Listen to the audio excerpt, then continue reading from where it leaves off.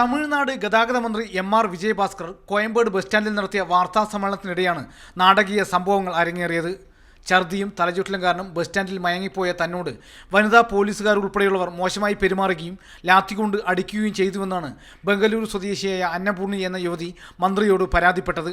നടക്കാനോ നിൽക്കാനോ കഴിയാത്തതുകൊണ്ട് മാത്രമാണ് താൻ ബസ് സ്റ്റാൻഡിൽ കിടന്നുപോയത്. ക്ഷീണമാണെന്ന് പറഞ്ഞിട്ടും അവർ ലാത്തികൊണ്ട് കാലിൽ അടിക്കുകയും ബംഗളൂരിലേക്ക് പോവുകയോ ചോദ്യം ചെയ്യൽ നേരിടാനായി സ്റ്റേഷനിലേക്ക് വരികയോ ചെയ്യണമെന്നും ആവശ്യപ്പെടുകയായിരുന്നെന്നും യുവതി പറഞ്ഞു.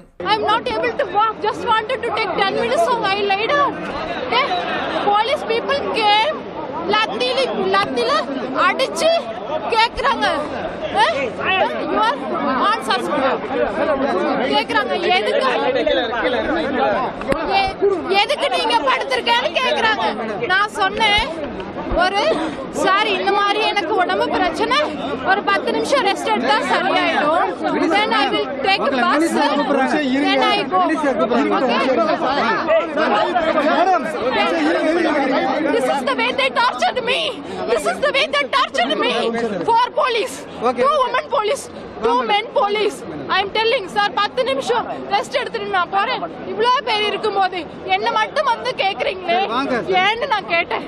ஓகே, நாங்க சந்தேகத்தின் பேர்ல கேக்குறோம். எந்த சந்தேகத்துல கேக்குறீங்கன்னா ஒரு common woman, single woman, there is no freedom, there is no safety, people are torturing like this.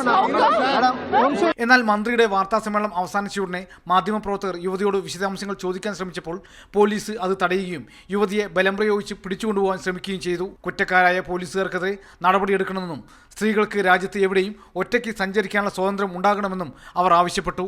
Mathrubhumi news